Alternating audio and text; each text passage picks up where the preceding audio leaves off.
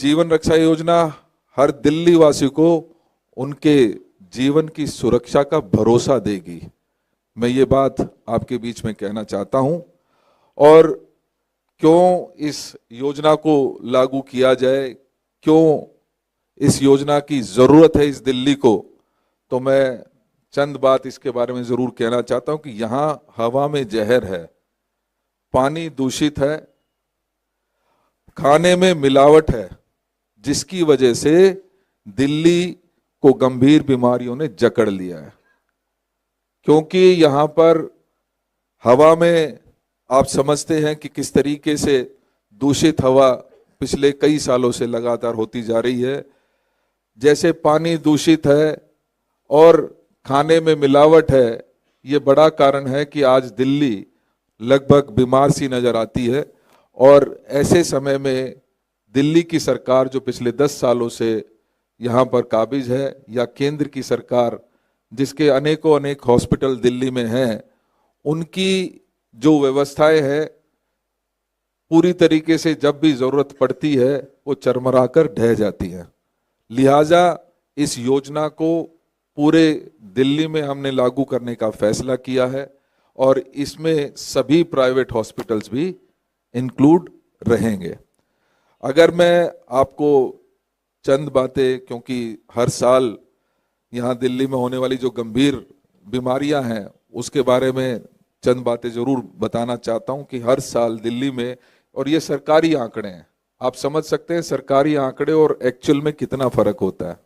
तो सरकारी आंकड़े के अनुसार भी दिल्ली में 10,183 केसेस डेंगू के होते हैं और इसी प्रकार से डायरिया के लगभग 1,63,388 केसेस सरकार ये कहते हैं कि हमारे यहाँ पर होते हैं।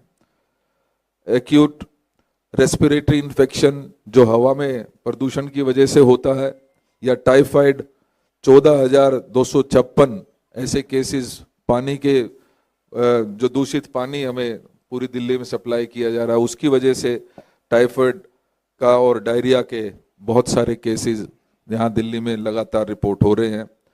एक्यूट रेस्पिरेटरी इन्फेक्शन की बात करें तो 3,81,292 केसेस रजिस्टर्ड हुए हैं।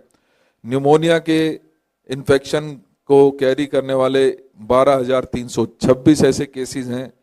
टीबी के 76,831 केसेस।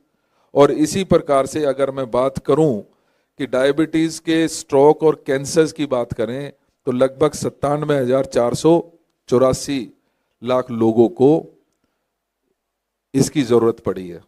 और ऐसे में जो हमारा सरकारी स्ट्रक्चर दिल्ली का है तो वो पूरी तरीके से नाकाफी साबित हुआ है। इस सरकार ने वादे बहुत किए थे, हमने दिल्ली को हेल्थ कैपिटल बनाने में एक बहुत महत्वपूर्ण योगदान दिया था। हमारे समय में बड़े नए हॉस्पिटल्स खुले थे, उसके बारे में मैं विस्तार से अलग से चर्चा जरूर करूंगा, क्योंकि उस समय माननीय योगानंद शास्त्री जी, किरण जी और नरेंद्र नाथ जी का बहुत उसमें योगदान रहा है।